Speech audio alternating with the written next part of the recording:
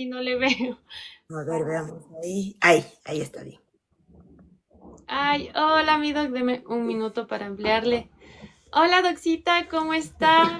¿Cómo está? Qué lindo tenerle por acá, bienvenida.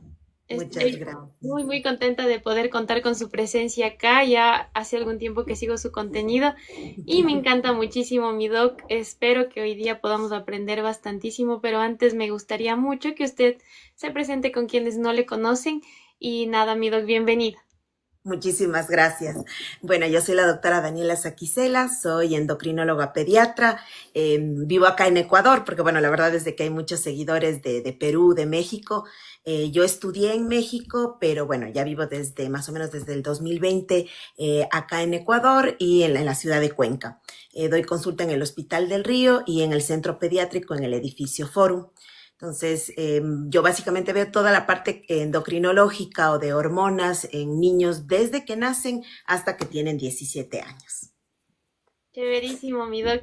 Y le cuento que yo estudié en la U de Cuenca y no he tenido la oportunidad de verla, pero bueno, generalmente suelo ir por allá por Cuenca, pero no podía esperarme más para tenerle por acá. Así que nada, mi doc, gracias. Y bueno, me gustaría muchísimo ya empezar porque fueron varias las preguntas que dejaron. Así que vamos con la primera. Ok. Doctorita, ¿es recomendado el uso de medicamentos que ayudan al crecimiento de los niños? Bueno, aquí primero depende. En un niño que está sano y que vamos viendo que tiene una estatura normal para la edad que tiene, para su sexo, para lo que le heredan mamá y papá, y que tiene una velocidad de crecimiento adecuada, la verdad es de que no es necesario ocupar ningún tipo de tratamiento, ni tampoco vitaminas por si acaso, porque en realidad tampoco es que van a ayudar a mejorar el crecimiento. En los niños que están sanos, para tratar de potenciar al máximo su crecimiento, lo único que se necesita son buenos hábitos. Entonces, como tal, el uso de medicamentos o de suplementos estará reservado para pacientes que cumplan criterios de talla baja, que estén creciendo por debajo de lo que le heredan mamá y papá, bueno, siempre mamá y papá que tengan talla normal, o que tengan una velocidad de crecimiento muy lenta. En esos casos, indudablemente hay que investigar cuál es la causa y se debe dar tratamiento. Ahí está más que recomendado. De hecho, es una enfermedad y hay que tratarlo y los medicamentos que se ocupan son como tal una medicina para tratar una enfermedad. Perfecto, mi doc. Vamos con la siguiente pregunta. Buenas tardes. Sobre el live con la doctora, una pregunta. En la talla baja por desnutrición crónica en niños, ¿el tratamiento con sulfato de zinc ayuda? ¿Y cuánto tiempo debería usarse? Bueno, en la desnutrición crónica, para algunas mamás que no saben, esto hace referencia a que un niño ha estado el suficiente tiempo, que es variable en cada niño, con un peso bajo para la edad que tiene, que ya provoca una detención en esta velocidad de crecimiento. Esto se conoce básicamente como desnutrición crónica. Ahora, el dar tratamiento o suplementar con zinc por sí solo, pues en realidad no ayuda de nada. Lo que uno debe hacer como médico es investigar por qué el niño tiene esa desnutrición. ¿Por qué? Si el problema es de origen nutricional, porque, por ejemplo, no tiene una alimentación adecuada, o si hay alguna enfermedad crónica, algún problema del corazón, del hígado, del intestino, del páncreas, bueno, de cualquier lugar de su cuerpo, que ha provocado que, a pesar de que coma de manera adecuada, no absorba los alimentos de manera correcta y por eso no sube de peso y esto de manera consecuente va a provocar la detención en el crecimiento.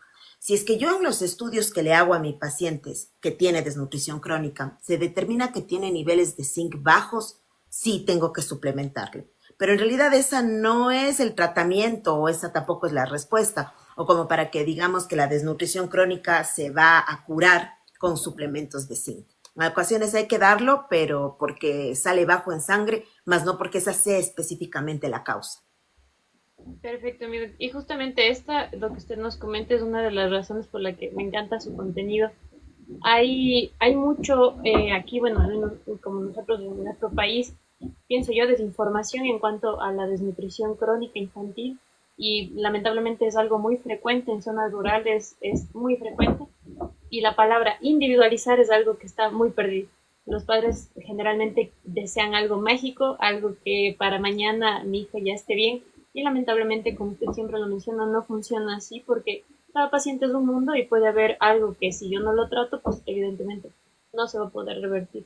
Entonces, yo tenía muchas ganas de que responda esta pregunta porque de hecho nosotros nos guiamos, por ejemplo, cuando estamos en la rural, en el Ayepi, y ahí es como una receta de cocina y lamentablemente no funciona así. Así que, bueno, doctora, me encanta.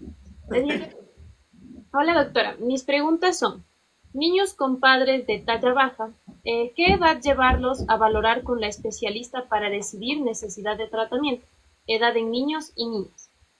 Bueno, la evaluación en realidad puede hacerse básicamente desde que nacen, ¿no? Pero la mayoría de tratamientos para mejorar estatura, sobre todo en padres que tienen estatura baja, es desde los 4 años de edad. Entonces, esa sería la recomendación general. Si hay este antecedente que mamá y papá tienen estatura baja, pueden acudir desde los 4 años. No se esperen a la adolescencia, que eso es algo muy frecuente que la tía, la abuelita, la vecina les dice, no, no te preocupes, espera que entre la adolescencia, verás que ahí crece. Y total, cuando se dan cuenta, pues ya es tarde. Y yo tengo muchísimos pacientes que llegan a mi consulta a los 13, 14, 15 años y ya no se puede dar tratamiento. Pues muchas veces los adolescentes se ponen a llorar. Es súper triste porque yo ya no les puedo ofrecer ningún tipo de tratamiento. Entonces, puede ser que no necesite tratamiento, sí, o sea, digamos, llega a los 4 años, hacemos la evaluación y a muchos papás les digo, todo va bien, se vigila cada 6 meses, pero eso hace una diferencia enorme. El tiempo que vamos a ganar si es que sí requiere tratamiento, que vayan de manera temprano, 4, 5, 6 años, a que lleguen cuando ya sea tarde. Sería a los 4 años lo ideal. Niñas y niños. Perfecto, amigo. Y esta misma personita me había dejado otra pregunta. Mis hijos tienen 3 y 4 años. ¿Qué deporte me recomienda? ¿Cuántos días y cuánto tiempo a la semana? Ok, en el deporte siempre vamos a indicar que esto va a ser saludable no solo para mejorar estatura, sino para prevenir un montón de otras enfermedades. Hablamos de que a partir de los 5 años de edad ya es como una norma que deben hacer ejercicio los niños, o sea, hacer un deporte, idealmente ir a alguna academia todas las tardes. Antes de los 5 años, el juego activo es suficiente. Llevarlos al parque, que brinquen, que corran, que se revuelquen, eso es lo ideal. Ahora, digamos que ya tiene el niño 5, 6, 7, 8, 9 años, también luego me preguntan como doctora cuál es el deporte que más lo va a hacer crecer, que siempre escuchamos que la natación, que el básquet y bueno, que un millón de cosas. En realidad, la evidencia científica indica de que todo tipo de deporte que cumpla con ciertas características puede incrementar la velocidad de crecimiento y la producción natural de hormona de crecimiento. Estas características de manera general, ¿cuáles son? Primero, y yo creo que la más importante, que el niño disfrute y le guste ese deporte.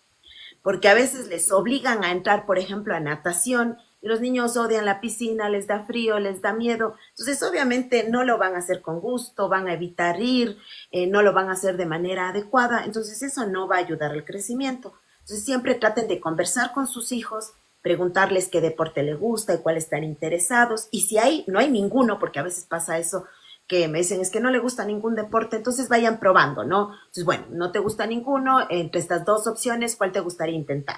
Intentan, la que sea que diga el niño o la niña.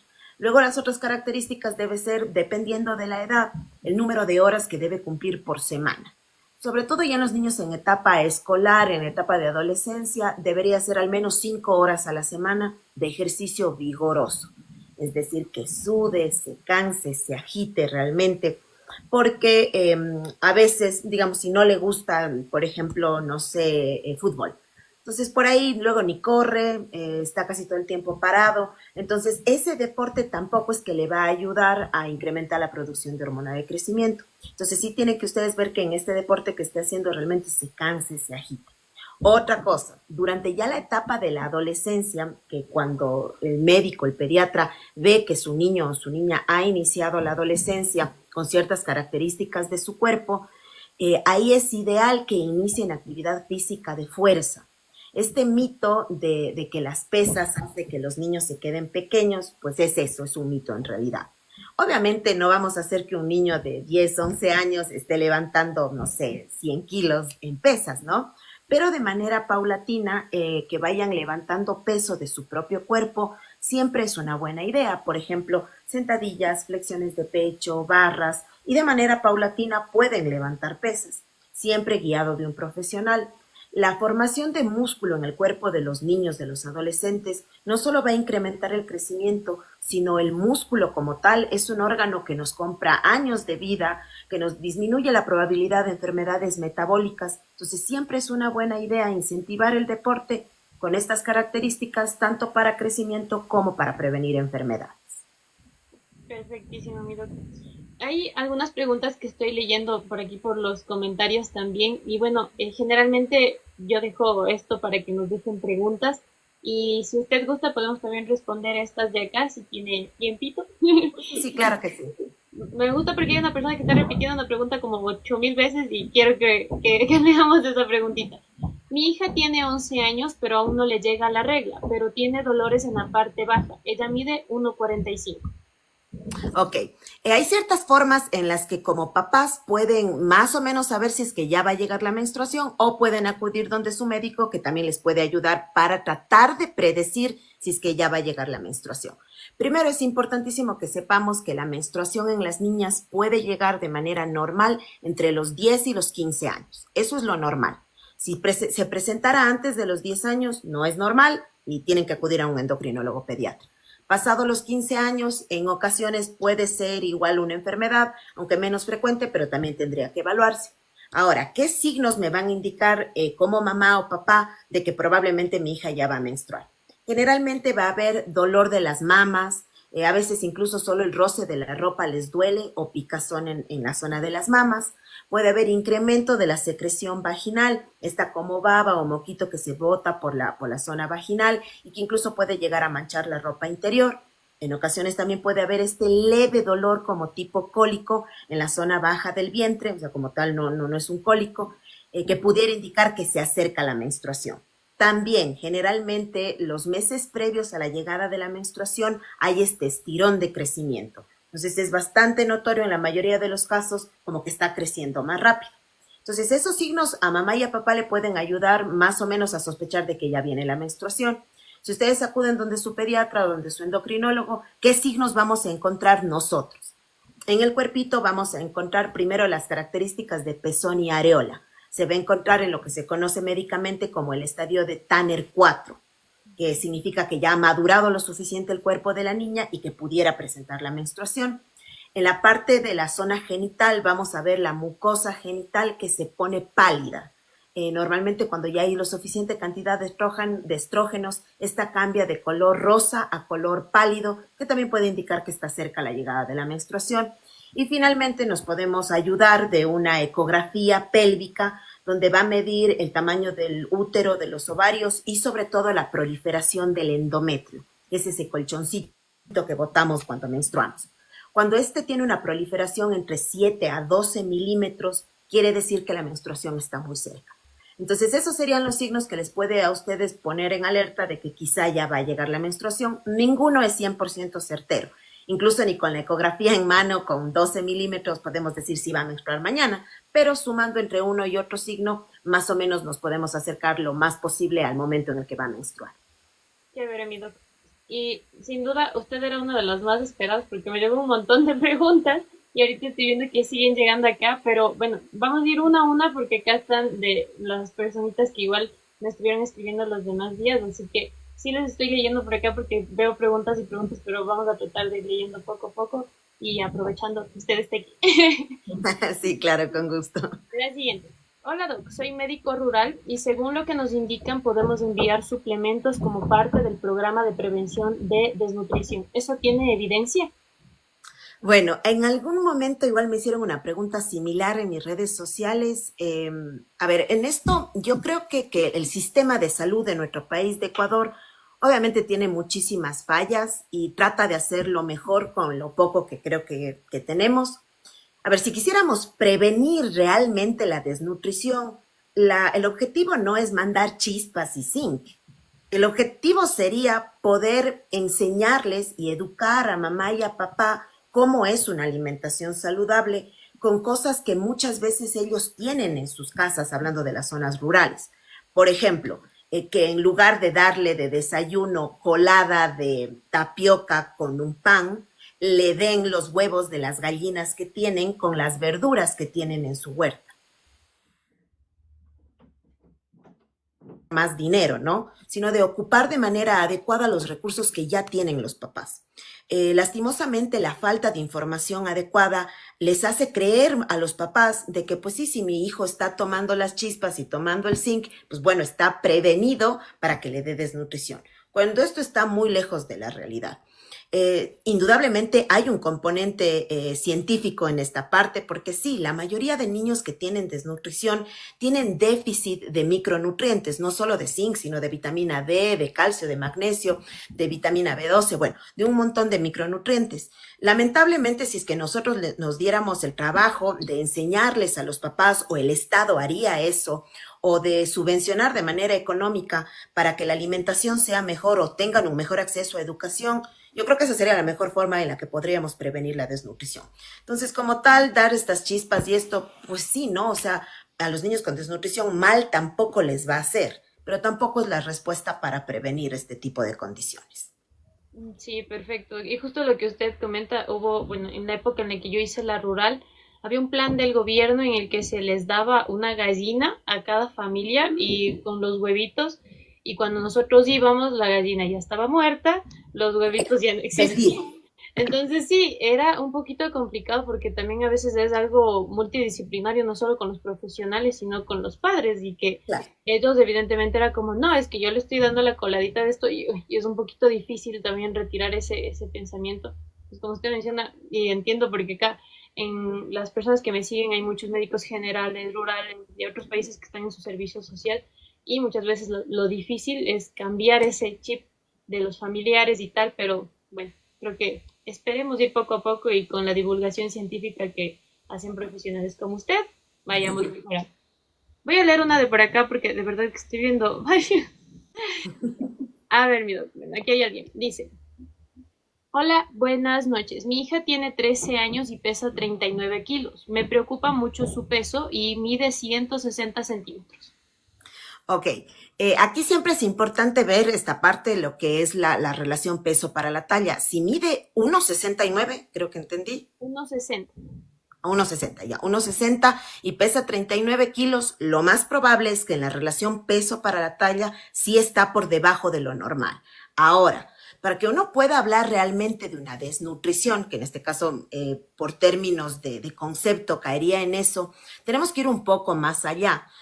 Porque muchas veces se hace todo el análisis, se hace todos los exámenes, se investiga qué hábitos tiene, qué tipo de alimentación tiene, y si todo está dentro de lo normal, puede que sea nada más la contextura de la niña. Sin embargo, si realmente vemos de que hay alteraciones en los exámenes, de que tiene una mala alimentación, de que duerme tarde, que no hace actividad física, que se enferma constantemente, pues bueno, ahí sí el contexto es completamente diferente y hay que investigar qué es lo que está pasando y por qué no hay una ganancia de peso adecuada. Correcto, doc. Quiero leer otra de acá también. Estoy viendo que hay varias mamitas o papitos por acá. Buenas noches, mi hijo tiene 13 años y su talla es 143 centímetros. Tiene prolactina alta y testosterona baja. Ok, ahora aquí antes de irnos directamente a la parte de los exámenes de sangre, que pues sí, siempre son una ayuda, habría que ver en qué estadio del desarrollo sexual está clínicamente. Ahora, cuando hablamos de este estadio de desarrollo sexual en los hombres, va a depender del tamaño testicular. El hombre puede iniciar, el varón, perdón, puede iniciar la adolescencia desde los 9 años. Si es que tiene los niveles de prolactina alta, ¿qué tan alto, no? Porque lo normal es, por ejemplo, en el laboratorio me dice que es hasta 10 y yo encuentro niveles de 20, de 30, están altos. Pero esto pueden estar inducidos por el ayuno que se le pidió para el examen o por el mismo dolor durante la toma de la muestra o si está ingiriendo algún tipo de otro medicamento como omeprazol o medicamentos para el estómago generalmente.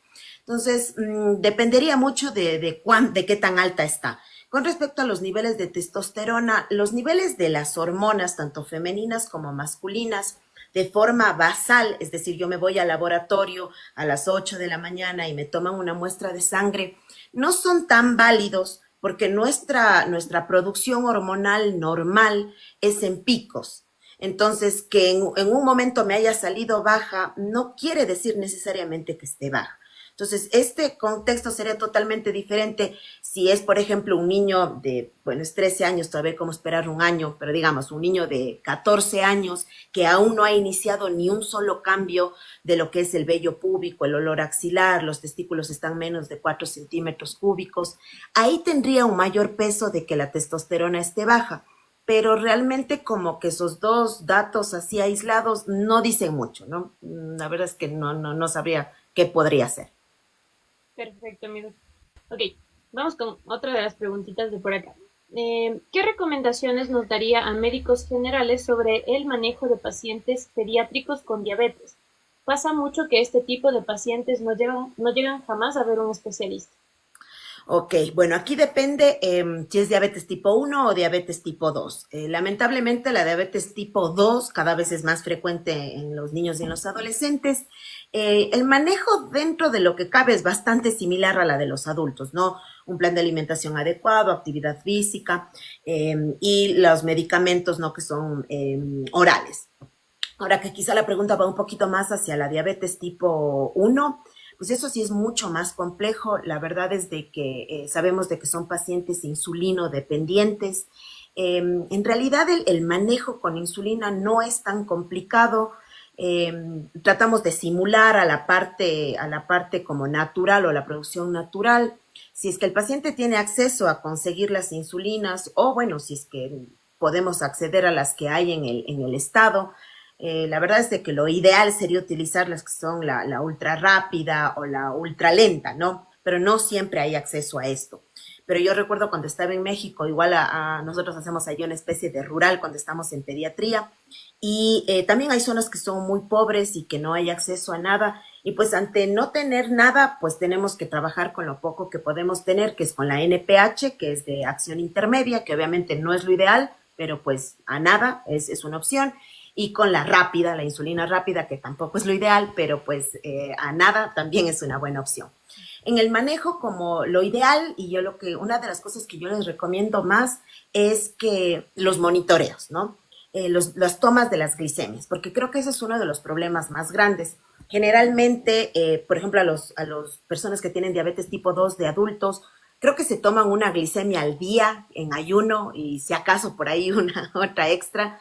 En cambio, en los niños durante la etapa de la infancia o de la adolescencia que tienen diabetes tipo 1, las tomas de las muestras de las glicemias capilares deben ser mínimo 6 al día.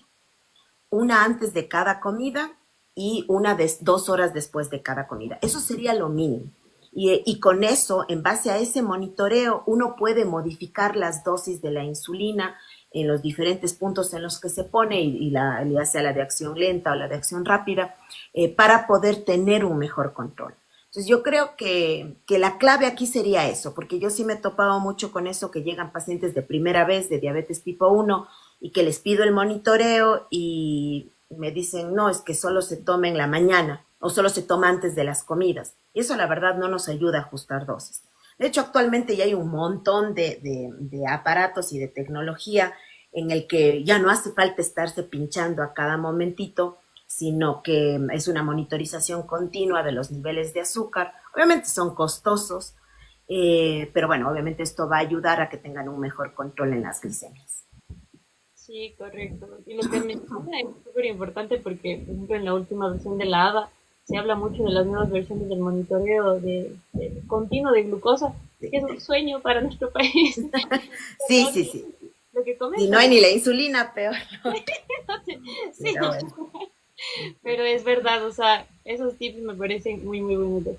Y de la siguiente pregunta que le voy a dar, Doc, porque como le veo aquí como, no sé, 200.000 preguntas más, muchas eran relacionadas respecto a menstruación, así que creo que voy a robarle en otra ocasión para hablar No hay específicamente. problema.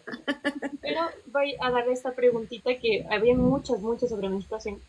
Y la que me parece importante, ¿cuál es la edad y las características que debería tener el flujo de una niña en su primera menstruación? Ok, entonces primero en esta parte recuerden, lo normal es que menstruen entre los 10 a los 15 años. Si es antes no es normal y por favor acudan al médico.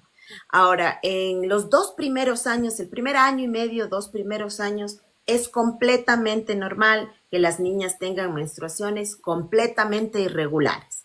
Es decir, el primer día de su menstruación o su menarca o menarquía sangra un día, unas cuantas gotitas. Y de ahí desaparece la menstruación 3 meses. O puede ser que sangre 2 veces al mes. Eso es menos frecuente, pero puede pasar. Entonces, completamente normal por inmadurez hormonal, del eje hormonal, que estos 2 primeros años la niña sea completamente irregular, de que sangre 1 o 2 días, que desaparezca la menstruación un par de meses y luego nuevamente regrese.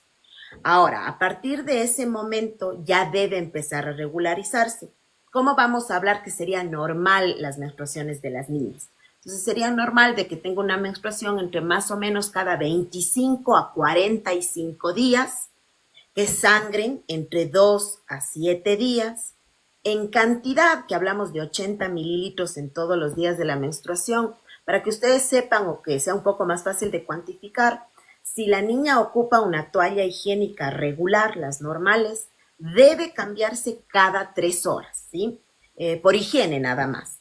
Pero si cada 3 horas o menos, cada hora o cada 2 horas, está completamente empapada la toalla, esos son signos de que está sangrando en demasiada cantidad y no es normal y debería acudir a una evaluación. También aquí siempre es recomendable que cuando la niña tiene su primera menstruación acuda donde el endocrinólogo pediatra precisamente para explicarles todo esto, porque luego los papás se asustan. De hecho, creo que una de las preguntas también era como que si es que es conveniente darles a las niñas que ni bien empezaron a menstruar anticonceptivos para regular la regla. Y para nada, porque pues es normal que sean irregular los 2 primeros años.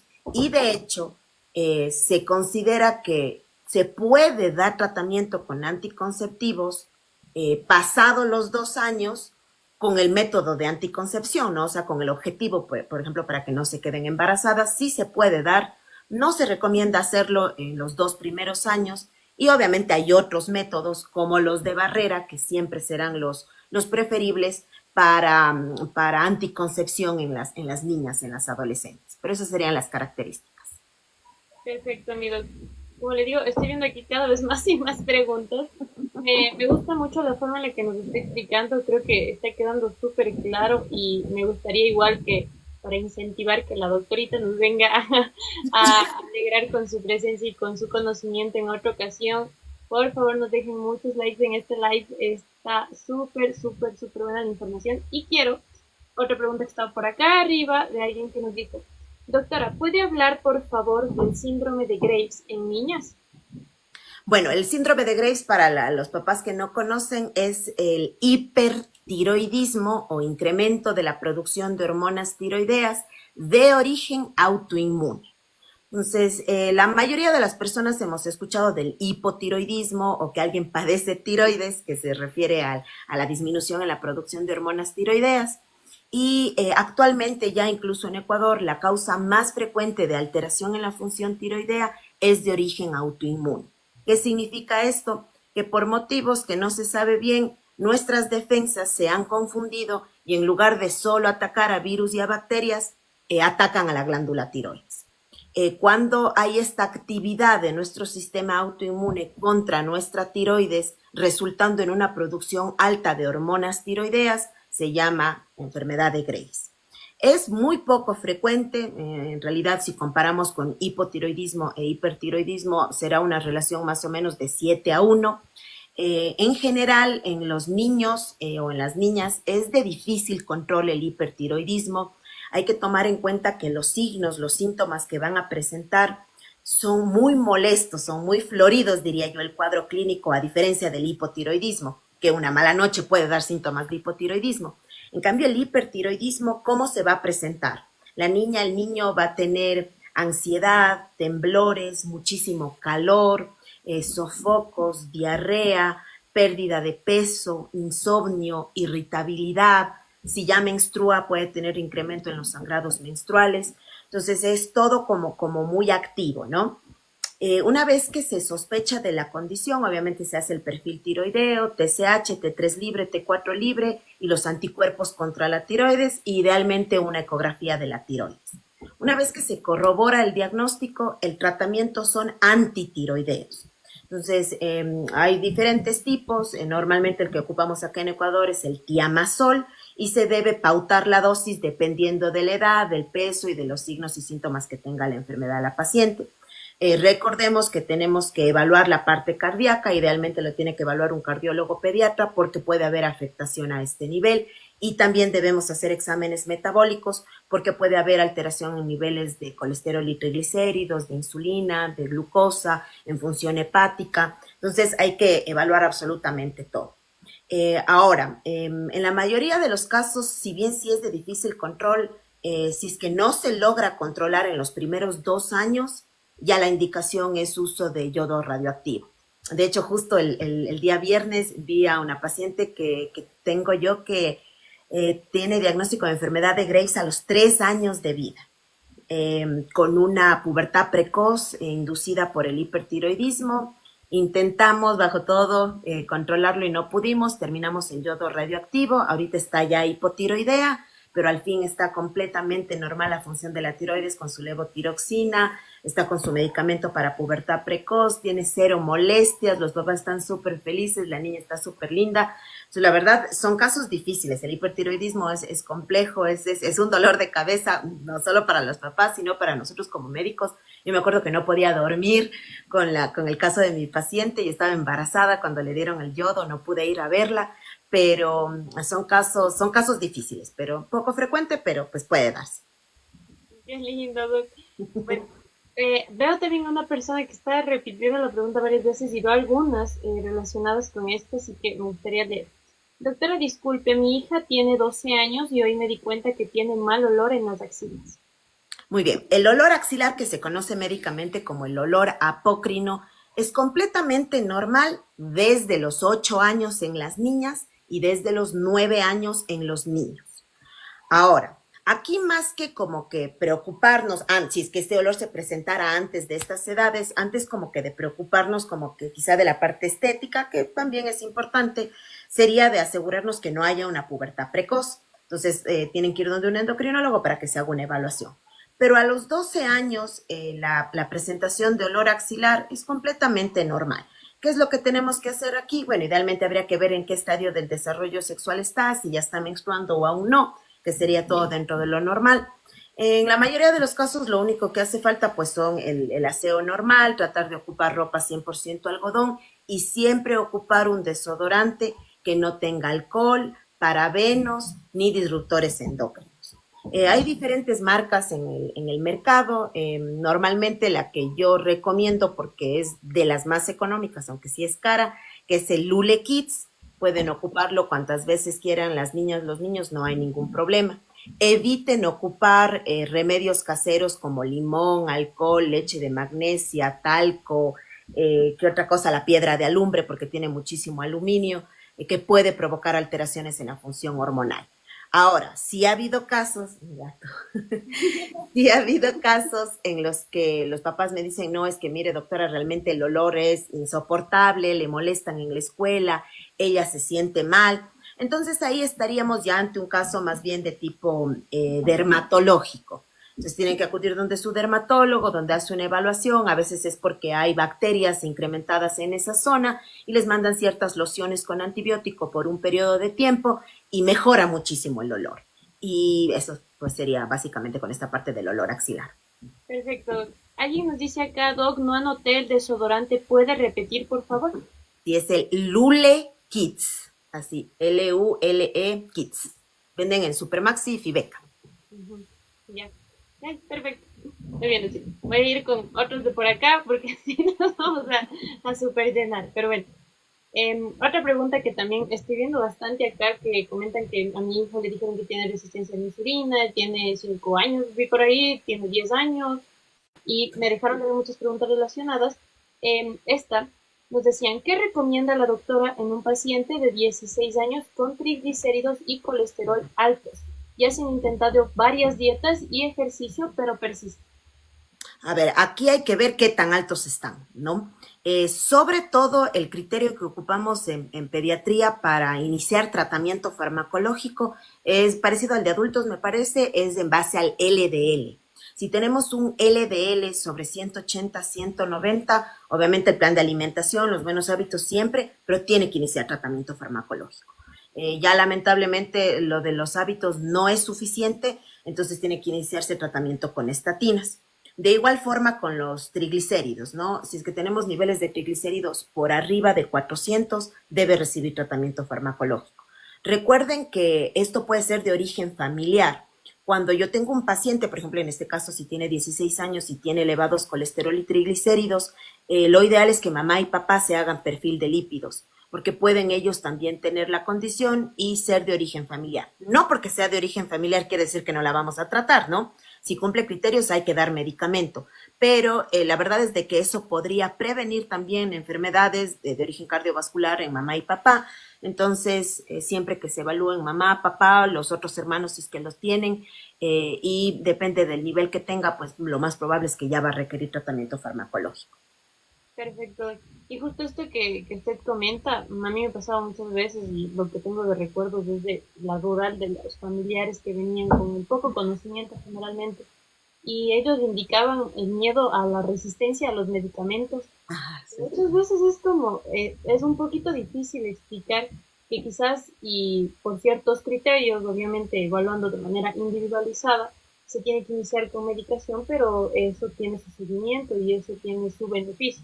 Sí, Entonces, muchos papás tienen miedo, escuchan pastillas y es como que el fin del mundo, ¿no? Entonces yo trato de explicarles de que el medicamento se ha creado para ayudarle al paciente.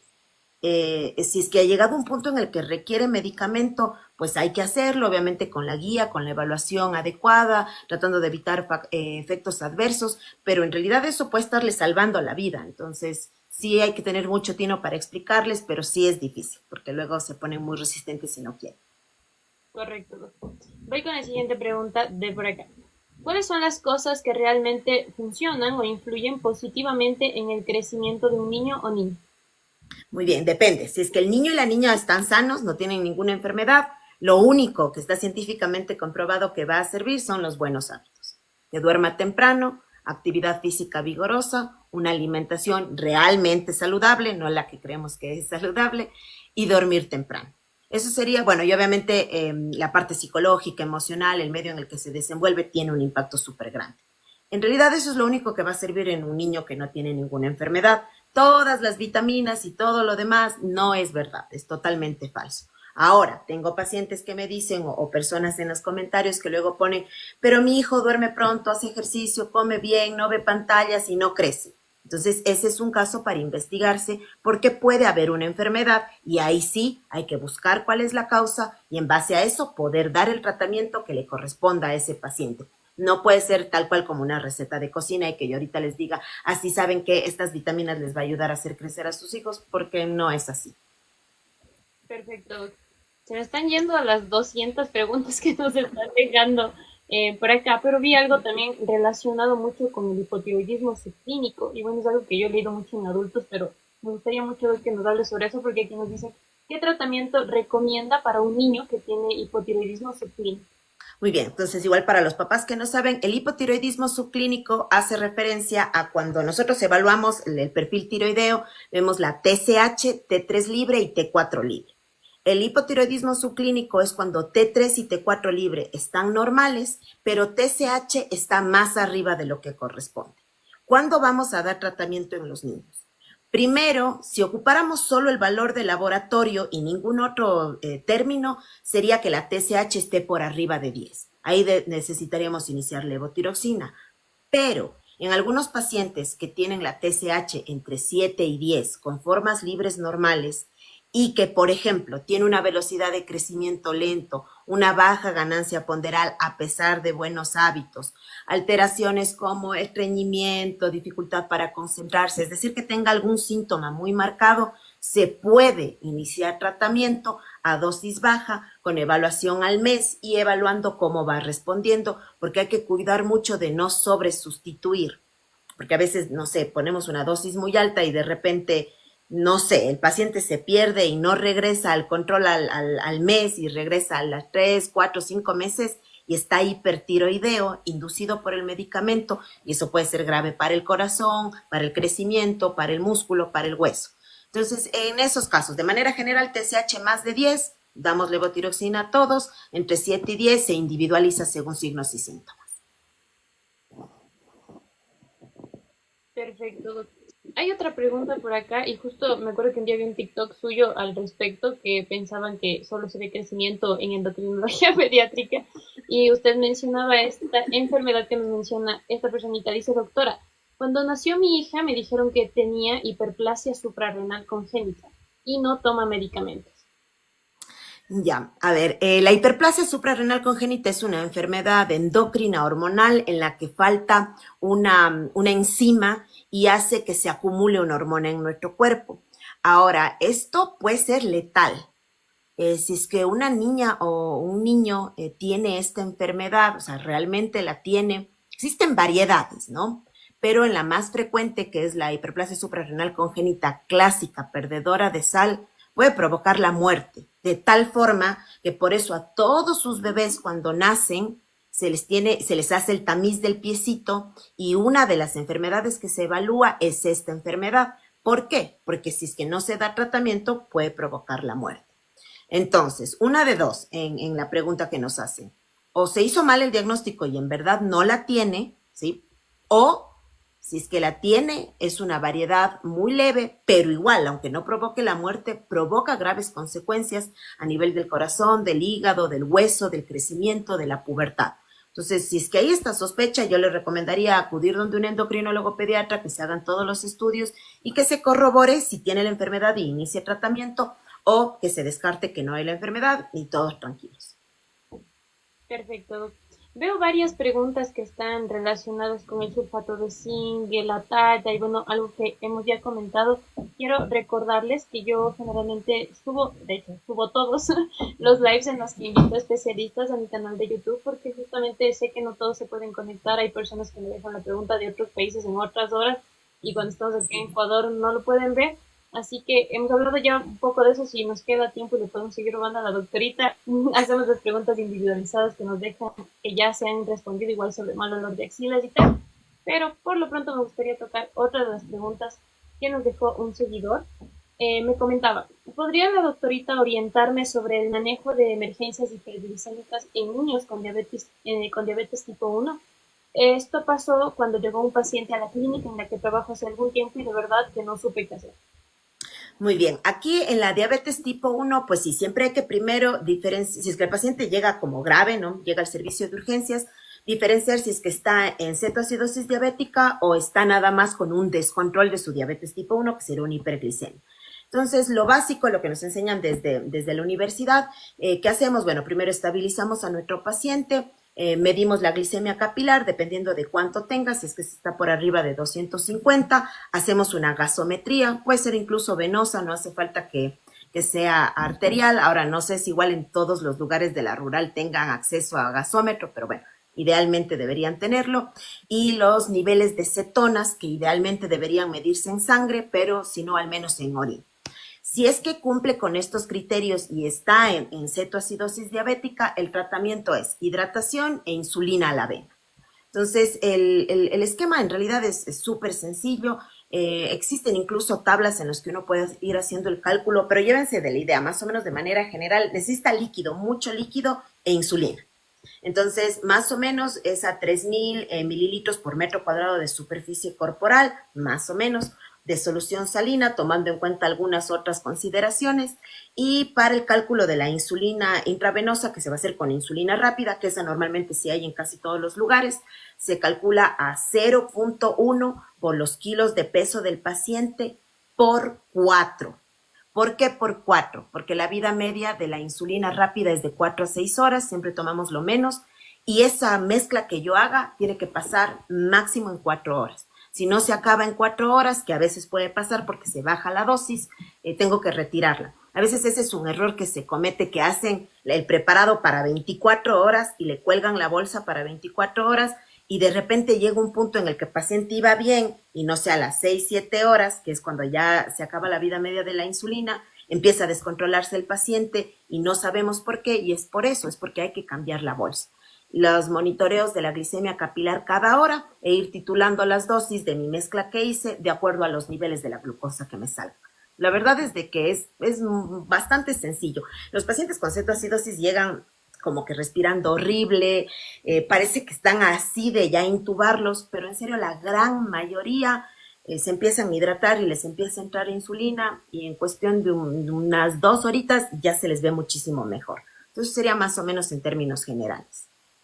Ok, mira, aquí había algunas preguntas sobre hipotiroidismo y también veo aquí un caso específico. Alguien nos dice, Doc, mi hijo tiene hipotiroidismo y mide 1,70. Esa era su talla, pero ya no crece desde hace 13 años. Desde hace Ok, 13 años. a ver, si tiene hipotiroidismo, yo quiero pensar que está bien controlado, que va al menos cada 3 meses donde su médico y que se hace sus perfiles tiroideos y que probablemente pues esté bien controlada la enfermedad. Ahora, si va a seguir creciendo, pues depende qué edad tiene y la edad ósea que tenga. Los hombres, los varones crecen hasta que el hueso llega a los 16 años. Entonces, depende, ¿no? No sé qué edad ósea tenga para que podamos saber si va a seguir creciendo. Ahora, indudablemente, incluso para hombre, o sea, si es que es hombre, 1,70 ya cae dentro de la talla normal, ¿no? Al menos de un poquito más del mínimo poblacional. Entonces, si va a seguir creciendo, todo dependerá de la edad ósea que tenga. Perfecto, Doc. Justo ahora que usted comenta esto, por ahí vi una pregunta que ya se me perdió hace mucho, sobre la edad perfecta para hacer la radiografía, justamente para esto de la determinación de la edad ósea. A ver, la radiografía para ver edad ósea se puede hacer desde que nacen, ¿no? Ahora, ocupamos para varias cosas la edad ósea, dependiendo de cómo está esta, si está normal, muy retrasada o muy adelantada, nos va guiando hacia una enfermedad u otra. Pero específicamente para poder calcular pronóstico de talla final con Bailey-Pinot es desde los 7 años. Pero en la mayoría de los casos, si es que, por ejemplo, a mí me llega un niño de 2 años con evaluación por estatura baja, por velocidad de crecimiento lento, se puede pedir la radiografía. O si llega a los 15 años, igual. O sea, se puede hacer en cualquier momento, desde que nace hasta la edad que sea. Perfecto. Y veo aquí una pregunta interesante, un tema que no hemos tocado. Nos dice, hola doctora, ¿podría hablar sobre el crecimiento en niños prematuros y sobre todo en prematuros extremos? Ok, a ver, en esta parte hay que tomar en cuenta que como endocrinólogos siempre preguntamos antecedentes de cuando mamá estaba embarazada, si es que en algún momento de las ecografías en los controles ya le dijo el médico que el bebé estaba pequeño. Eso se conoce como restricción del crecimiento intrauterino, que es un antecedente súper importante que pudiera comprometer estatura más adelante en los niños. Ahora, digamos que el bebé nace prematuro, no sé, de 30 semanas o de 25 semanas. Ocupamos unas tablas que son las tablas de Fenton y de acuerdo a la edad gestacional que tiene y el peso y la estatura que tuvo, vamos a calificarlo como pequeño para la edad gestacional o normal para la edad gestacional. Los niños que nacen pequeños para la edad gestacional, tanto de término como prematuros, van a tener incrementada la probabilidad de tener talla baja, no solo talla baja, sino también enfermedades metabólicas y pubertad precoz. Ahora, la gran mayoría, y también dependiendo, ¿no? Porque no es lo mismo un prematuro de 35 semanas que un prematuro de 25 semanas, ¿no? Que va a tener otras comorbilidades, probablemente otras consecuencias de los tratamientos y de todo, pero bueno, entonces nosotros, por eso yo les pregunto, de hecho, cuando sacan la cita con mi asistente, ella les pide de que lleven, por favor, la edad a la que gestacional a la que nacieron y el peso y la talla, porque en verdad es una información súper valiosa, porque muchas veces ya solo con eso sabemos el diagnóstico. Ahora, el 80% de los niños que nacen pesando menos de lo que les corresponde para su edad gestacional hacen crecimiento de recuperación, siempre y cuando tengan buenos hábitos, ¿no? Entonces, la gran mayoría para los 4 años al menos entran al mínimo de las curvas de crecimiento. Ese 20% que por múltiples motivos no logran entrar a las curvas de crecimiento son candidatos para hormona de crecimiento si es que buscamos que tengan una estatura normal. Entonces, eso hay que tomar en cuenta. Perfecto, mi doc. Y yo estaba viendo por acá varias preguntas y bueno, yo porque veo siempre sus videos, sí conozco de la atención que usted da, pero preguntaban si usted da citas por Zoom. He visto varias preguntas por acá, pero quisiera que les Sí, aclare. no, nada, nada de Zoom. La verdad es de que necesito revisar siempre a los pacientes de pies a cabeza, entonces no doy citas por Zoom. Perfecto, yo creo que sí tienen que hacer 8 para otros países. Bueno, voy a leer otra que vi por acá y que igual estoy viendo varias preguntas sobre crecimiento. ¿Influye mucho la estatura del padre y de la madre al momento de valorar la estatura del hijo? Sí, muchísimo. A ver, aquí hay que tomar en cuenta igual lo siguiente. La estatura mínima normal de una mujer a nivel mundial, si tomamos en cuenta CDC, que son las tablas que ocupamos, es 1,53. Y en un hombre es 1,65. Entonces, si es que llegan a mi consulta mamá y papá, que miden al menos mamá 1,53 y papá al menos 1,65, yo tengo que hacer la fórmula, es una fórmula específica para el cálculo de la talla que le heredan o talla blanco familiar. Entonces, estos genes de mamá y papá influyen en el 80% de la estatura de los niños. Realmente es una de las partes más importantes. Pero si me llega a mí a la consulta una mamá que mide 1,45 m y un papá que mide 1,50 m, yo no le puedo decir, ay señora, su hijo está chiquito porque ustedes son chiquitos. No puedo hacer eso, porque algo le debe haber pasado a la mamá, algo le habrá pasado al papá, que probablemente no lo estamos investigando, que provocó que el crecimiento de ellos se detenga. Entonces ahí no puedo ocupar la talla de mamá y de papá para hacer el cálculo de talla de herencia. Ahí normalmente preguntamos, a ver, mamá, ¿tiene alguna hermana que mida más que usted? La mayoría tiene. Sí, ¿sabe que tengo una hermana que mide 1,55? Perfecto, tomamos 1,55. El papá, ¿tiene algún hermano que sea más alto que él?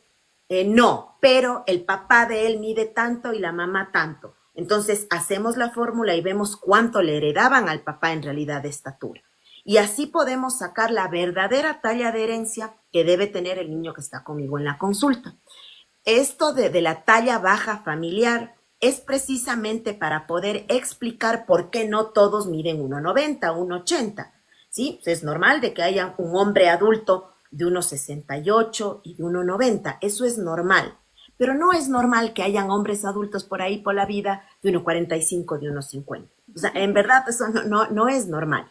Y de hecho, sin irnos muy lejos, que en la mujer es un poco más fácil, a la mayoría de las mamás que están bien chiquitas, que miden menos de 1,50, yo les pregunto, ¿a qué edad menstruaron? Casi todas menstruaron antes de los 10, 11 años. Entonces tuvieron pubertad precoz y por eso están pequeñas. Entonces yo no puedo tomar en cuenta esa estatura porque es una estatura que está modificada por una enfermedad. Entonces sí, la talla de los papás influye, pero siempre y cuando se evalúe de la manera correcta. Perfecto, amigo. Sigo haciendo preguntas repetidas al respecto de olor de axilas y me gustaría tomar esta de acá, porque repite varias veces.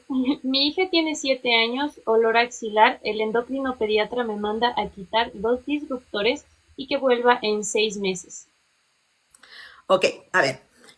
Cuando hay olor axilar, que es el olor apócrino, la probabilidad de que haya una pubertad precoz es baja, ¿no? Es mucho menor que si es que me llega una niña a esta edad ya con botón mamario o peor aún menstruando, ¿no? Sin embargo, está ahí la probabilidad.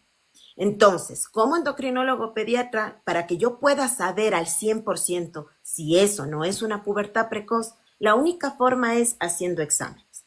Tengo que medir niveles hormonales, ver cómo está la radiografía de la mano y el tamaño del útero y de los ovarios. Si haciendo todo eso, todo sale normal, perfecto. Mando a quitar disruptores endocrinos a que tenga hábitos saludables y la voy vigilando cada 3 a 6 meses. Pero al menos yo no haría eso de, pues sí, quitémosle los disruptores endocrinos y la veo en 6 meses. Porque a veces se pierden, regresa al año ya menstruando.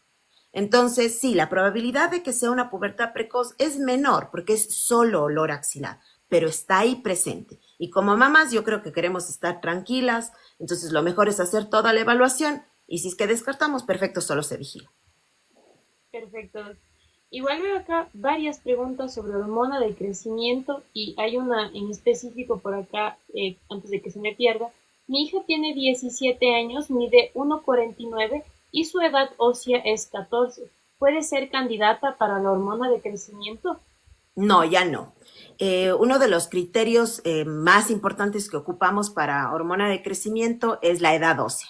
En las mujeres está ya contraindicado dar hormona de crecimiento con una edad ósea de 13, 14 años o más. Y en el hombre con una edad ósea de 15, 16 años o más. Ya no se puede. Perfecto. Hay otra pregunta igual acá de un tema que no hemos tocado. Nos dice, Doc, ¿puede hablar un poco de la galactosemia, por favor? Bueno, en realidad la galactosemia no es una de las enfermedades que en endocrinología vemos. Yo no soy experta en el tema, normalmente esto lo ve gastropediatría. Es una de las enfermedades que en el tamiz metabólico o en la prueba del taloncito del pie se solicita. Puede ser potencialmente mortal y bueno, el tratamiento, como les digo, es específicamente con gastropediatría. Yo no soy experta en el tema. Perfectísimo, Doc. Y quiero ir, ahora sí, otra pregunta de por acá, antes de que igual se me pierda. Usted estaba hablando justamente de la menstruación y anticonceptivos y nos dejaban esta pregunta. ¿Una niña que inicia su menstruación podría iniciar anticonceptivos para prevenir o hay mucho riesgo sobre alteraciones hormonales? Entonces, como les decía, normalmente no se recomienda dar anticonceptivos en los 2 primeros años de llegada a la primera menstruación.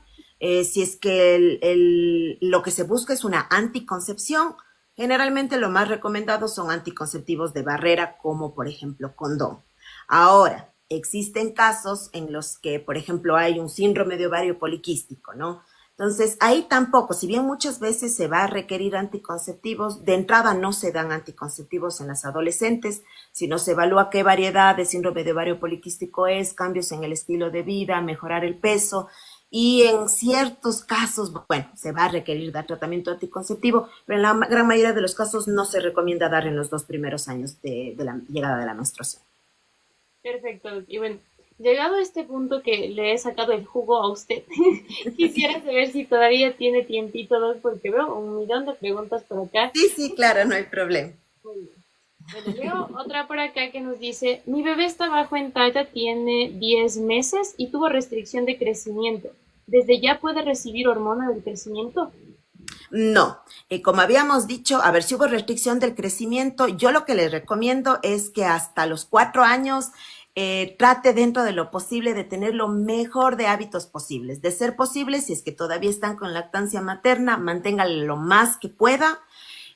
Asesórese súper bien para lo de la alimentación complementaria, nada de obligar a comer, dar todas las variedades de alimentos posibles que pueda darle, siempre tratar de incentivar buenos hábitos de alimentación, igual que duerma súper temprano, que esté dormido máximo a las 7:30 de la noche, su siesta hasta los 3 años de vida, dentro de lo posible 0 pantallas hasta los 2 años y que se mantenga lo más activo dentro de sus capacidades según vaya caminando y todo. Y sus controles con su pediatra que vaya viendo las velocidades de crecimiento.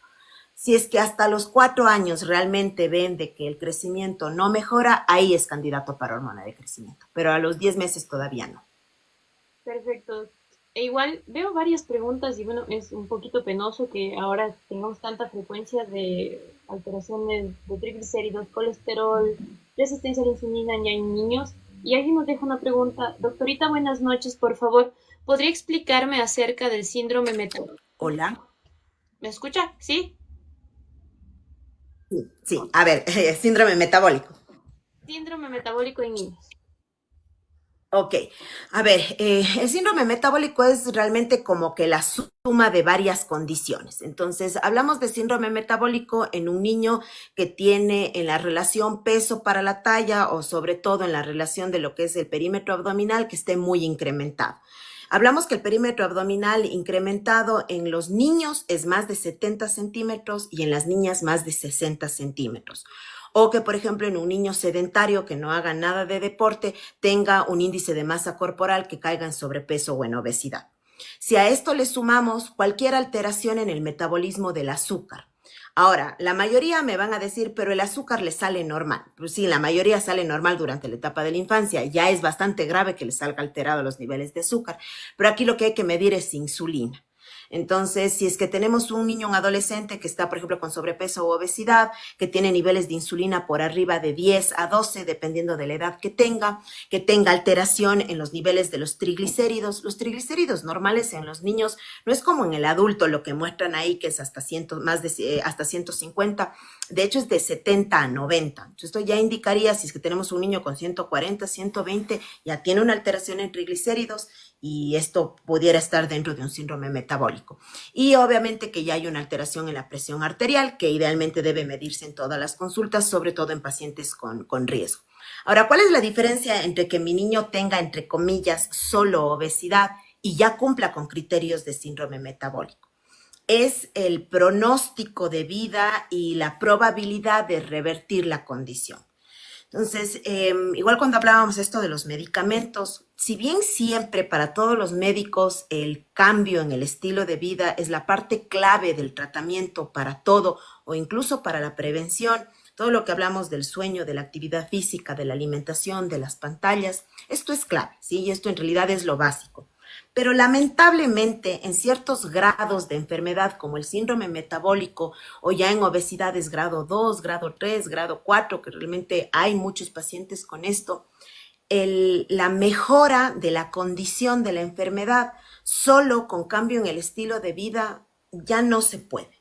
Se necesita dar medicamento y muchas veces no solo un medicamento, sino varios medicamentos. Ante el miedo que tienen los papás, que lastimosamente luego se van del consultorio con una receta más grande que la del abuelito, porque son un montón de medicamentos, pero lamentablemente es la única forma en la que tenemos, porque anteriormente nadie les explicó o ellos no hicieron caso a lo que les dijeron y ha llegado un punto en el que ya ha desarrollado esta enfermedad. Tener síndrome metabólico significa de que su hijo, su hija, tiene incrementada la probabilidad que cualquier órgano de él o de ella puede fallar. Tienen riesgo de ansiedad, de depresión, de alteración de la función de la tiroides, problemas del corazón, presión alta, hígado graso, problemas del intestino, de las articulaciones, de la vejiga, de los ovarios, de los testículos. O sea, literalmente cada órgano está en riesgo. Entonces, sí, le vamos a ayudar con todo lo de los hábitos, pero los medicamentos le van a ayudar también para ir revirtiendo este problema que en la mayoría de los casos durante la etapa de la infancia, de la adolescencia, pueden ser reversibles. La meta es de que nosotros buscamos como endocrinólogos pediatras que no se convierta en una enfermedad ya realmente crónica y que sea irreversible. Entonces nos ayudamos con los medicamentos y los cambios en el estilo de vida. Perfecto, mi doc. Y ahora que usted habla de esto de, bueno, prevenir, yo me enfoco mucho más en adultos, ¿no? Y leyendo varias veces en la ADA respecto al higiene del sueño en adultos, pero ahora a mí me surge la duda. ¿Hay alguna recomendación específica para grupos de edad en niños respecto al higiene del sueño? Es decir, en cuanto a horas, para saber ¿Respecto a qué, perdón? respecto a horas, cuántas horas deben dormir o a partir de qué hora, eso me surge a mí ahora mismo la duda. Sí, o sea, bueno, depende de la edad del paciente, ¿no? Entonces, por ejemplo, el mundo del bebé, del recién nacido, de los lactantes, bueno, realmente es casi como que ya un mundo aparte porque todavía se despiertan. Incluso es completamente normal que hayan despertares a la madrugada hasta los 4 años de edad por la inmadurez del sistema nervioso central.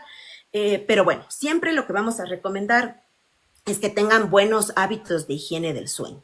Entonces, primero, una de las cosas que yo creo que es de las más difíciles es que hay que retirar pantallas directas e indirectas, es decir, que mamá esté por ahí en el celular o el papá viendo la tele en una habitación donde esté el niño, 2 horas antes de la hora de dormir. Si bien hay que individualizar la hora en la que deben dormir los niños, de manera general se recomienda que estén dormidos a las 8 de la noche. Ya los niños que están durmiendo a las 9, 10 de la noche ya es tarde. Y a mí me llegan niños, adolescentes que duermen a las 12, 1, 2 de la mañana. O sea, realmente es terrible el descontrol que puede llegar a haber. Y las alteraciones hormonales que se detonan por esto, por esta falta de sueño. Entonces yo recomiendo esto, ¿no? Que intenten de que no haga deporte en esas 2 horas previas al sueño, de que la merienda sea 2 horas antes de dormir, que la última exposición a pantalla sea 2 horas antes de la hora de dormir, o sea, como alrededor de las 6 de la tarde.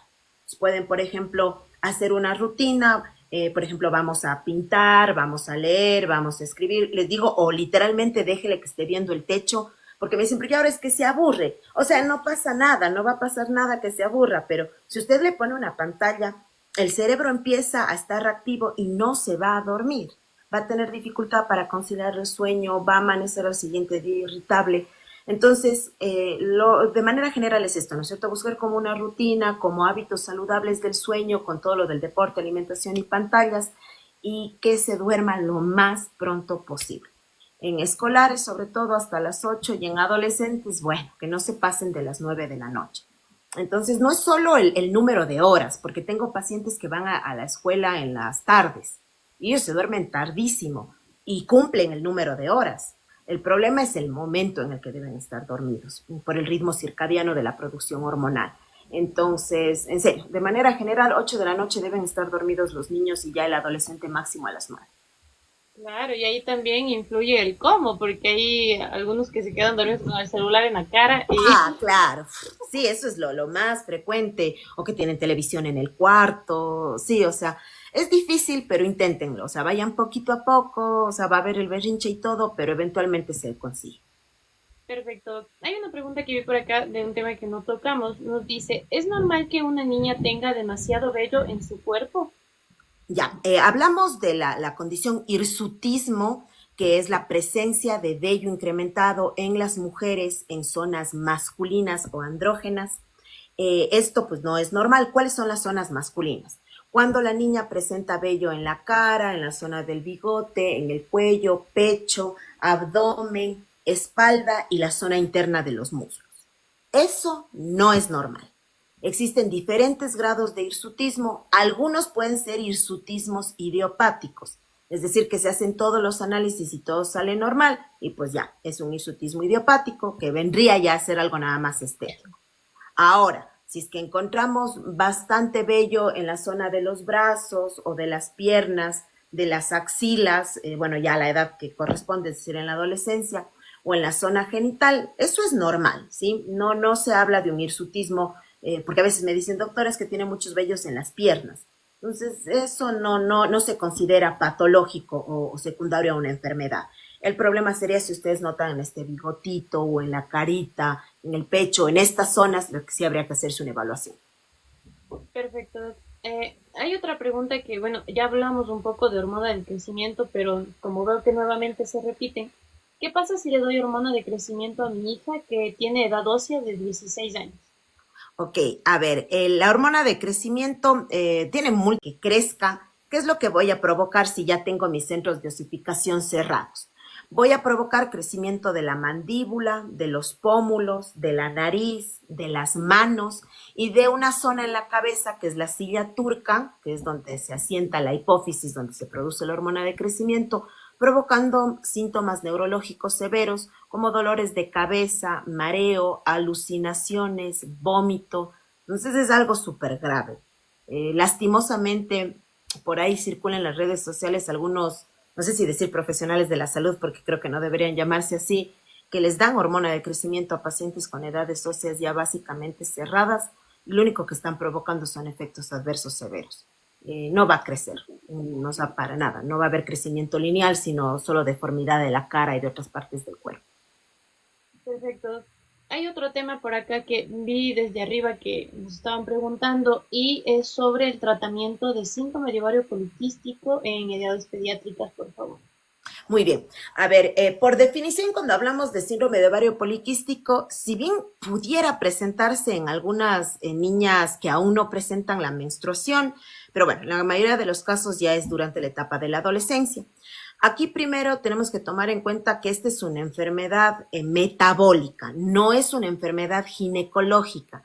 Tiene nombre ginecológico y a veces puede afectar el ovario, pero pues es de tipo metabólico. Aquí tenemos que ver cuál es la variedad de síndrome de ovario poliquístico, porque hay distintas variedades.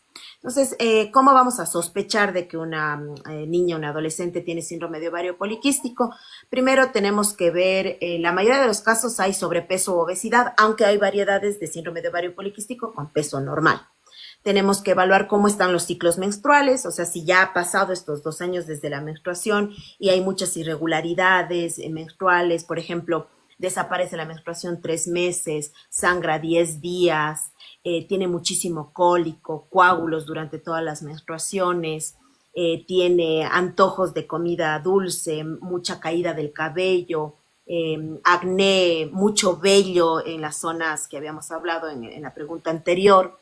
Entonces, esto nos hace sospechar de que, también que hubiera acantosis nigricans, que es esta coloración oscura del cuello, me hace sospechar de que pudiera haber un síndrome de ovario poliquístico. Entonces, ¿qué tengo que hacer ahí? Mis exámenes hormonales, metabólicos, niveles de azúcar, insulina, hemoglobina glucosilada, perfil de lípidos, niveles de hormonas femeninas, hormonas masculinas, porque en el síndrome de ovario poliquístico pueden estar elevadas estas hormonas, la testosterona. También tenemos que ver la ecografía de útero y ovarios, y no siempre en el síndrome de ovario poliquístico van a haber poliquistes en el ovario. Puede haber un síndrome de ovario poliquístico con una ecografía completamente normal. Entonces, ¿cuál será el tratamiento? Cambios en el estilo de vida, eso siempre, y pues depende, ¿no? Si tengo una paciente que está con resistencia a la insulina, que está con niveles de insulina de, no sé, de 15, 20, 30, pues el tratamiento inicial de elección es la metformina a dosis alta. Depende la edad de la paciente, está autorizada para darse en teoría desde los 10 años, pero off-label puede darse desde los 7. Pero bueno, la mayoría de los casos, como les digo, se den adolescentes. Entonces, la dosis ideal para síndrome de ovario poliquístico es como la de adultos, es de 750 miligramos 2 veces al día. Normalmente no empezamos con la dosis tan alta, se empieza, por ejemplo, con 500 2 veces al día, pero la meta es ir subiendo, ¿no? Y en la mayoría de los casos vamos viendo que va mejorando peso, va mejorando hábitos y solito empiezan a mejorar los ciclos menstruales. La gran mayoría de los casos no requieren anticonceptivos. Cuando se requieren, que pues si se requieren hay que darse, siempre buscamos los que son antiandrogénicos, como por ejemplo el Viane 35, la ciproterona, que es una excelente opción, que sobre todo en las adolescentes les gusta mucho porque mejora un montón la piel, les quita los granitos, mejora el vello, el cabello les queda súper bonito, entonces la verdad es que como que les gusta esta parte. Tampoco buscamos perpetuar con el anticonceptivo hasta quién sabe cuándo, ¿no? Siempre la meta es ir quitando el medicamento dentro de lo posible lo más pronto que se pueda, siempre conforme vaya respondiendo el paciente. También se pueden ocupar otros medicamentos, como por ejemplo la espironolactona para el hirsutismo, es una buena opción. También dependiendo de si es que hay realmente un grado ya severo de obesidad, se pueden ocupar otros medicamentos como el Orlistat, Saxenda, topiramato, si es que hay demasiada ansiedad por comer, o topiramato con fentarmina. Hay múltiples opciones, ¿no? Pero hay que ir poquito a poco, ¿no? Siempre escalando y siempre lo de los hábitos sí es base. Ok, Doc, muy bien. Hay una pregunta aquí que si la personita que dejó puede recalcarnos un poco más, pero me parece importante porque menciona que, bueno, su hija tiene 11 años y está en tratamiento hormonal y desde entonces sus senos han crecido mucho. Ya, bueno, no sé a qué se referirá con tratamiento hormonal. Quizá hormona de crecimiento. Ujú. Bueno, quiero pensar, ¿no? A ver, el crecimiento, siempre se pregunta mucho, el tamaño de la glándula mamaria o de los senos, eso es individual de cada persona. Nada tiene que ver con los niveles de hormonas que tenemos. Pueden haber niñas con pubertad precoz, es decir, de 9 años menstruando, ni que casi ni se les ve la mama, porque lo que en realidad se ve es las características de pezón y areola.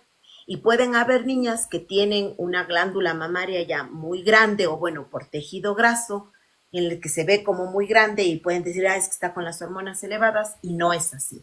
Entonces, digamos que en este caso la niña está con tratamiento con hormona de crecimiento, nada tiene que ver el crecimiento de la mama. La hormona de crecimiento no tiene De hecho, la hormona de crecimiento ayuda y mejora la distribución del tejido graso y puede ayudar en problemas de cierto, por ejemplo, en el síndrome de Prader-Willi, en esta obesidad, se da hormona de crecimiento y ayuda a la redistribución de la grasa. Entonces, si hay incremento del tamaño de la mama, no tiene que ver con el tratamiento hormonal, con ningún tratamiento hormonal, de hecho. Perfecto, mi doc. Y bueno, quiero ir viendo ya unas últimas preguntitas porque le he sacado el jugo esta noche. Pero, una por acá que me llama la atención. Nos dice, ¿qué pasa si le da el periodo a mi hija desde los 11 años y está con anemia? Por favor, ayuda. Muy bien, a ver, estrictamente desde los 11 años sería normal, siempre y cuando todos nuestros exámenes salgan normal, su estatura sea normal, su pronóstico de talla final sea normal.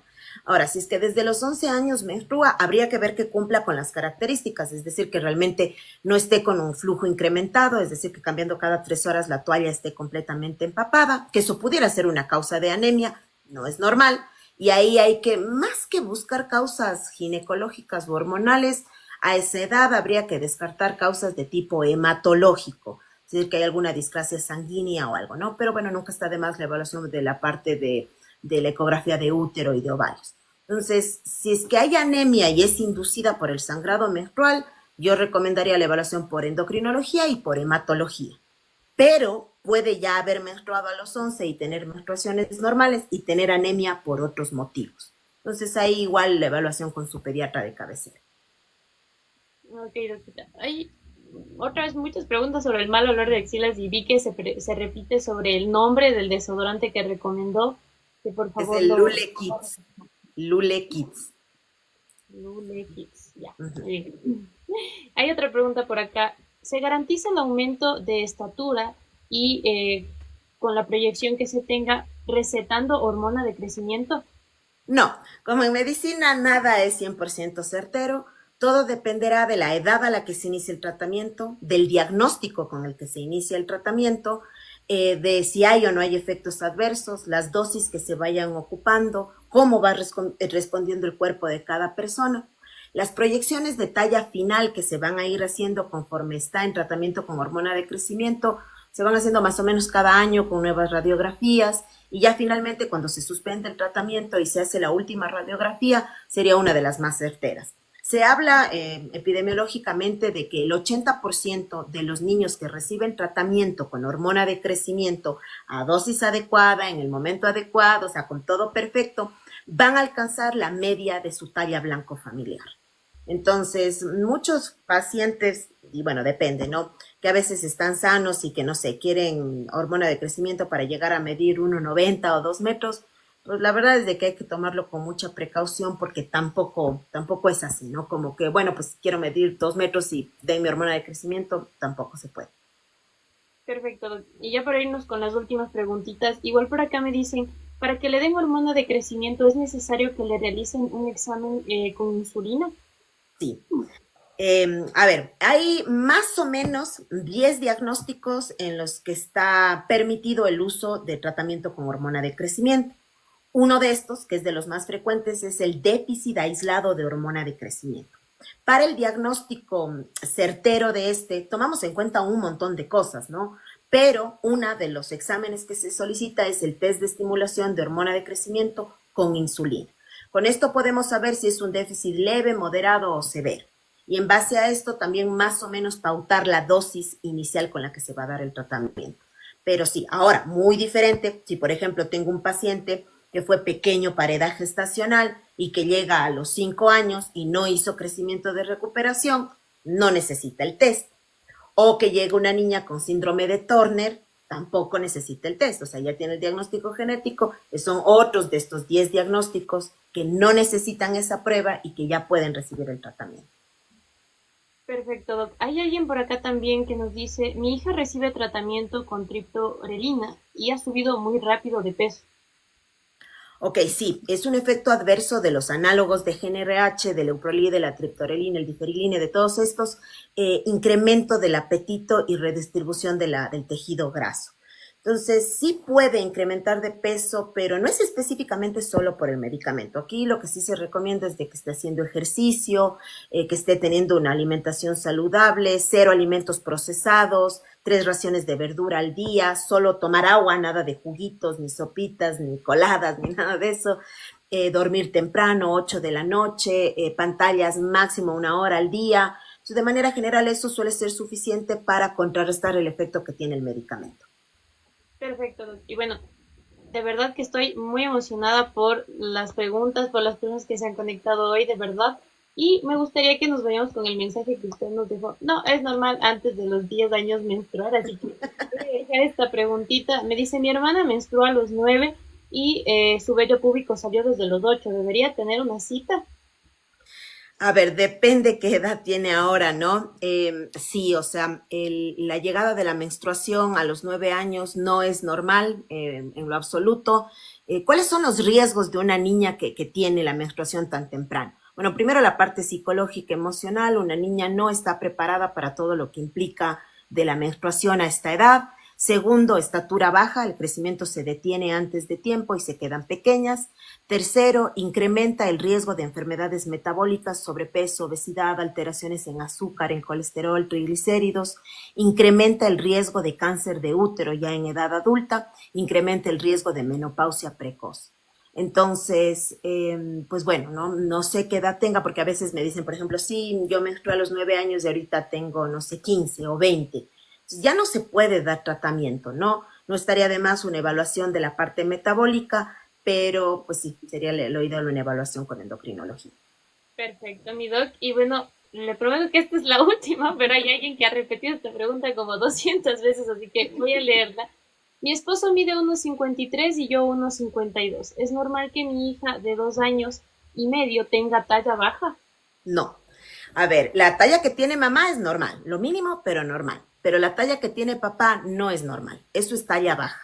Entonces aquí lo que tienen que hacer es en sus controles pediátricos ir viendo de que estén en lo mínimo, aunque sea en lo mínimo de las gráficas de crecimiento, que al año crezca mínimo 4 centímetros para que se considere normal. Si es que le están diciendo que está chiquita porque el papá es chiquito, no es normal. El papá algo le tuvo que haber pasado, eso no está dentro de lo normal y tiene que evaluarse si es que la niña está heredando quizá lo que tuvo el papá o lo que en su momento le dio al papá y se puede tratar. Entonces, todavía tienen tiempo, ¿no? Si tiene 2 años, pueden esperar quizás hasta los 4 años, tratando de tener los mejores hábitos que puedan y ir evaluando estas velocidades de crecimiento con su pediatra, pero la talla que tiene el papá no es normal. Perfecto, doctorita. Bueno, le doy un Dios le pague enorme por habernos dado aquí la apertura a todas las personas que estamos conectadas. Y su conocimiento se nota muchísimo que le gusta mucho la profesión que ahorita tiene, su subespecialidad y todo, definitivamente por algo está donde está. Y quiero felicitarle. Y bueno, ahorita las personas que están ahí, las preguntas que no pudimos responder, me encantaría poder tener de aquí más tiempo, pero también entiendo las ocupaciones que usted deba tener, mi doc. Y de todos modos, sí, le voy a traer nuevamente por acá porque Con podríamos gusto. hablar de un tema específico. Si ustedes quieren por acá, pónganme en los comentarios cuál es el tema que les gustaría que hablemos en específico y pues viendo la disponibilidad de la doctorita. Pero, mi doc, muchas gracias de nuevo, de verdad, creo que todos aquí estamos contentos con sus respuestas y yo, como siempre digo, los lives yo los guardo en mi canal de YouTube y los subo completos justamente para que puedan ver todas las preguntas que dejaron las personas que no se pudieron conectar. Entonces, eso, mi doc, muchas gracias. Muchísimas gracias por la invitación y sí, segurísimo cuando quiera otra vez, aquí estaremos. Ya, mi doc. Y como yo les decía, justamente yo me he ido a Cuenca varias veces. Espero poder ir y conocerle ya en persona, hacer un live también. Pero eso, Claro que sí, con mucho gusto. un gran, gran abrazo. Gracias a todos y cuídese mucho, mi doc. Gracias, chao. Chao, doc.